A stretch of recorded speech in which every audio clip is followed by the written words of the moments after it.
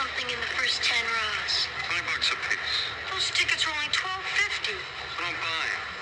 Come on, Arnold. All the other scalpers are sold out. Scalper? Did you call me a scalper? Listen, gentlemen, I perform a service here, and the service costs money. Now, do you want the tickets or don't you? Okay, we'll take them. There's your scalper right there. So yeah, like you had said, so scalpers, us growing up, were guys that sold.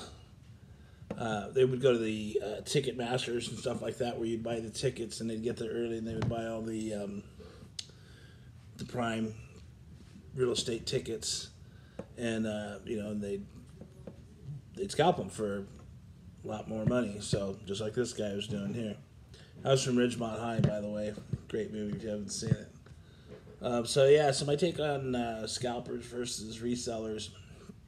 To me, scalpers are just, they're not collectors in any way. They're just, any way they can turn a quick profit, regardless what the item is, a Hot Wheel, a concert ticket. They find out something that's hot that they can turn around and make a profit on it.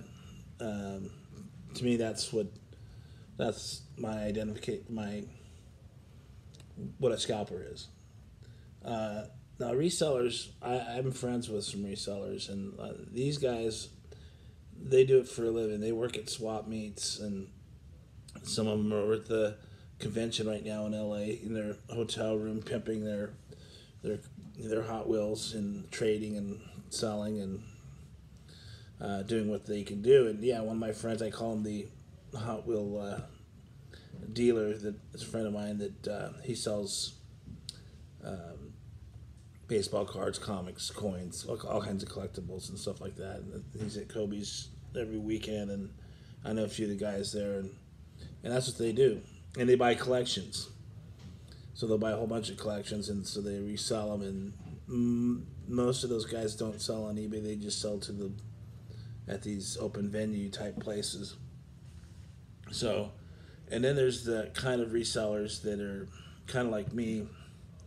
I bought a collection for like $300, took the cars that I wanted, and I was left with a whole bunch that I didn't want. So besides, throwing them into Ray Oaks or trades or whatever, I've been selling them on eBay and just to try to get my money back. And the other part of that is sometimes I'll find a deal on some premiums or something like that, and I'll post them on eBay just because there might be some guy or gal collector in a different area of the United States that can't get them, maybe a boulevard or something like that it's not in their area, but they can maybe get it on eBay for maybe a couple of dollars more than I paid for it, plus the shipping, which is expensive. So that's what makes those cars look really expensive on eBay, and I'll show you how I'll break that down. So let's see. Is there anything else I got with the resellers? I think that's also the resellers. Yeah, I think I told you, mentioned that they have inventory, so they're not just buying the hot stuff. They got stuff that they're selling all the time. Okay, so let's talk about selling on eBay. So I don't know if I can show you this or not. If you can see that, probably not. The screen's too bright. But anyhow, I sold a mainline, one of those ones that were in that collection, for 99 cents. I figured if I could get $1 back from each car, there was well over 300 cars, so I'd eventually get my money back. Well, this one I put it on for 99 cents and $7.90 for shipping. I know that seems pretty high, right? Going postal ground. Well, eBay charged the guy 62 cents tax, so total his order was $9.51. Okay. With that, eBay charged their transaction fee, which is 13.25%. So they took $1.56 out of that $9.51, and my earnings is $7.33. All right, well, my earnings are $7.33, but out of that $7.33, I got to take the postage out of it in order to pay for the postage. So here's the receipt for the postage, and it was $6.15 is what I paid for that postage to ship that guy's car out, right? So $7.33 minus $6.15 leaves me $1.18. So did I go over 99 cents? Did I win? Because I made $1.18. Well,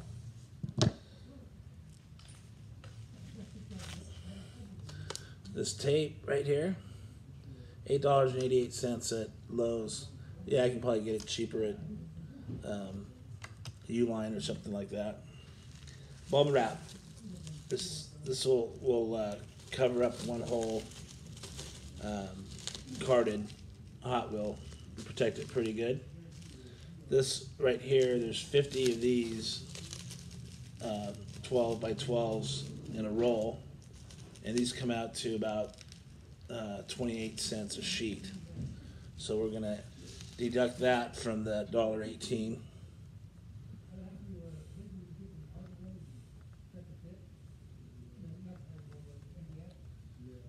Now I'm at 90 cents.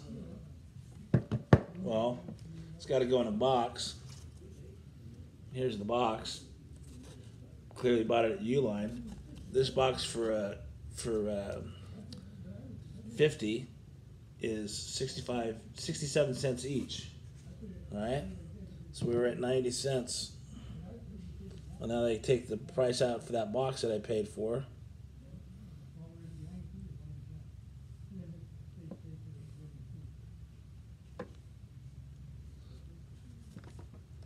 I'm negative 70 cents.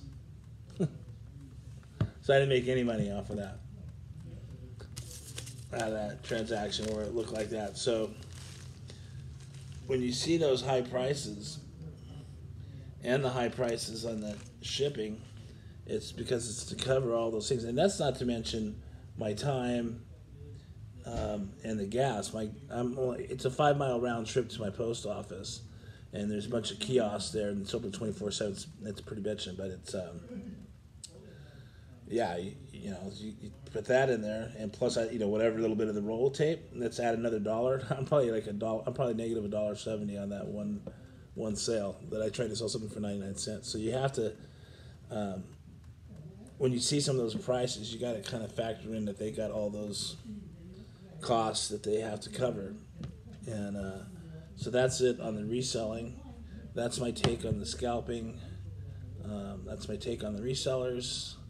And like I said, we all resell stuff. It's like I've gotten collections or I've people giving us Rayo stuff that you don't collect, and you just go ahead and just throw it on eBay and sell it, and use it to buy more Hot Wheels. So anyhow, I hope that didn't offend anybody or kind of shed a different light, a different look at it than everybody else has been talking about. But anyways, keep your head up, man. There's so many cool fucking people in this community that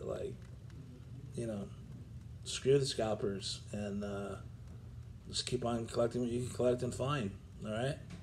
Peace out.